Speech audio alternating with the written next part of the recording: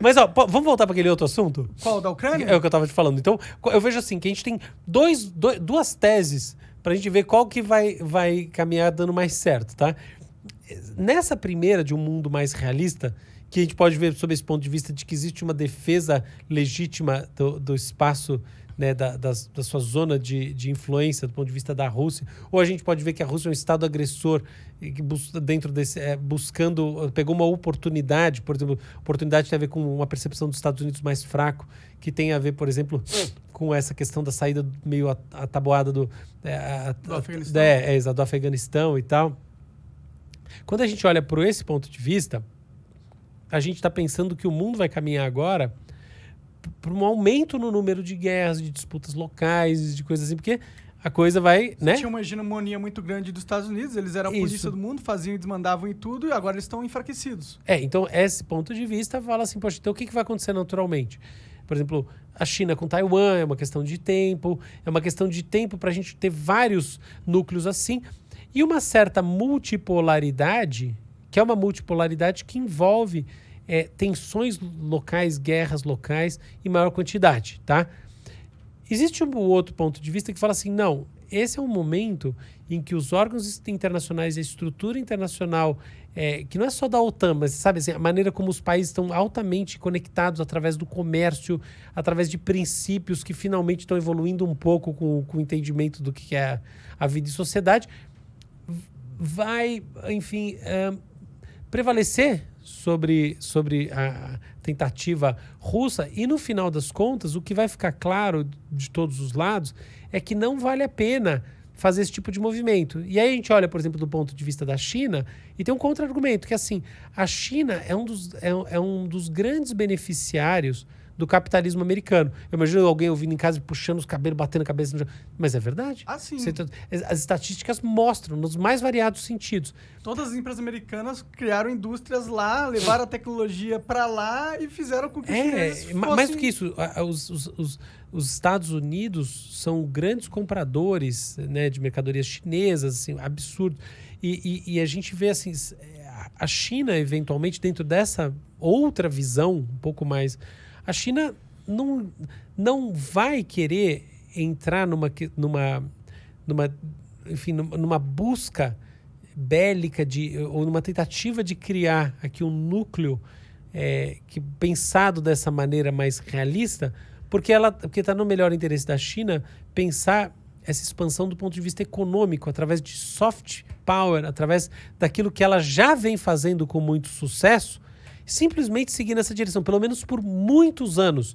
Até porque a China não tem o poderio militar e a China não tem a influência próxima dos Estados Unidos do ponto de vista geopolítico. Então, não é tão fácil, você precisa ter as bases, precisa ter... Então, assim, no final das contas, tá no interesse chinês seguir por uma lógica muito mais de coalizões, soft power, sem essa história toda. Comércio e cultura. Comércio e cultura, falou tudo. E o que vai acontecer, na verdade, é que a Rússia, que entrou nessa de cabeça, vai se tornar muito mais fraca e vai se tornar muito mais dependente da China do que já mais pensou. Lembrando que há poucos anos, né, a China e a Rússia acabaram de estabelecer um acordo que supostamente é ilimitado e assim por diante. Que acordo foi esse que eu não sei? Assim, não é o BRICS, não. Não, há toda uma discussão da China e a Rússia sobre ter uma parceria que não tem limites, foi a declaração, que é basicamente querendo dizer que um vai apoiar o outro. Tamo junto, brother. Tamo junto, brother, é isso aí, falou muito bem.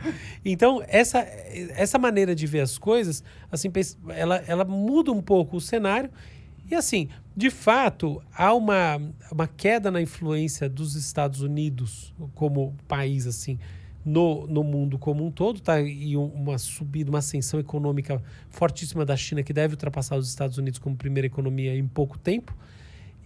Mas isso não necessariamente quer dizer esse mundo, que o que vai surgir é esse mundo multipolar, que, por exemplo, tem um teórico russo chamado Alexander Dugin, pensa, e que tem muito a ver assim com civilizações. Então, assim, a civilização, claro que ele está falando isso também porque os russos, entendo que vem da Idade Média, tem toda essa coisa, aí os chineses, aí do outro lado a Europa. Não. Eventualmente é um mundo mais conectado mesmo, muito mais comércio e cultura, e assim ele vai seguir. Honestamente, eu acho que é mais essa opção, entendeu? Então eu não acho que assim o desenrolar aqui, o aftermath, como se fala em inglês, dessa guerra, é uma série de outras guerras em sequência e esse processo de transformação da lógica através das quais os países estão pensando a relação com os outros.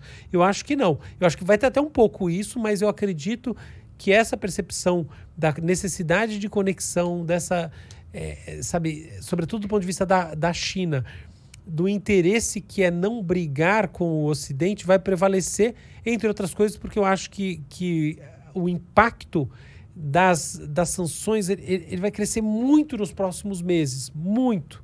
E uma hora, assim, a necessidade de enfim, se colocar numa posição muito fraca frente à China também vai pesar muito para a Rússia e vai ficar claro que essa é uma má estratégia. É assim, basicamente, que eu estou vendo a situação. E aí, mas aí o Putin vai ter que recuar e isso significa o fim da carreira dele, para ele, né? O Putin, por ser um autocrata, ele tem que demonstrar força. Você falou tudo. Se ele demonstra fraqueza, ele é morto, né? Provavelmente. Então, olha, é difícil prever uma coisa como essas. Então, a gente está entrando em previsões arriscadas porque envolvem coisas muito, muito sérias, assim, né? E todo fenômeno que envolve mudanças muito fortes ou sérias no status quo tem uma chance baixa de acontecer dentro de qualquer intervalo temporal que a gente preveja aqui. Então, é difícil de falar, mas eu diria que é uma conclusão meio que natural, entendeu? Que mesmo que a Rússia consiga ter algum nível de vitória parcial internamente, para ser divulgada internamente, se a Rússia não conseguir efetivamente dominar uma faixa extensa da Ucrânia, meio que num certo período em que ela se sustente e consiga manter isso, vai ser natural haver um refluxo grande, uma crise muito forte, uma crise de legitimidade do Putin e uma percepção internacional, uma percepção generalizada que essa história de agir violentamente, assim, como no modelo realista, é má ideia. Resumo da ópera é isso, entendeu? Pode crer. Que isso aí não funciona dessa maneira. E aí se define um novo tipo de ordem mundial, né? Então, eu acho que... já é assim. Eu acho que justamente não vai se definir. Ela vai manter-se forte assim.